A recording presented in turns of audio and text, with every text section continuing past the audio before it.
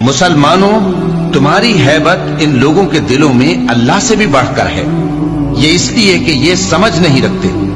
یہ سب جمع ہو کر بھی تم سے نہیں لڑ سکیں گے مگر بستیوں کے قلعوں میں پناہ لے کر یا دیواروں کی اوٹ سے۔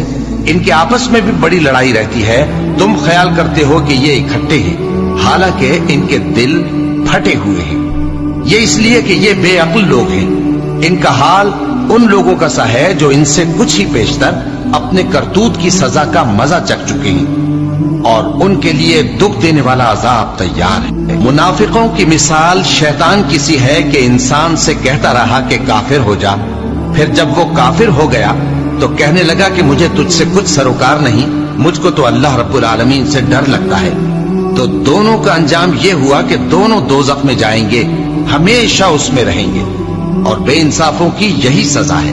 اے ایمان والو، اللہ سے ڈرتے رہو، اور ہر شخص کو دیکھنا چاہیے کہ اس نے کل یعنی آخرت کے لیے کیا سامان بھیجا ہے، اور ہم پھر کہتے ہیں کہ اللہ سے ڈرتے رہو، بے شک اللہ تمہارے سب اعمال سے خبردار ہے۔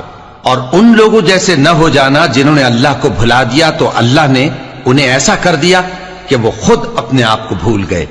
یہی لوگ ہیں نافرمان۔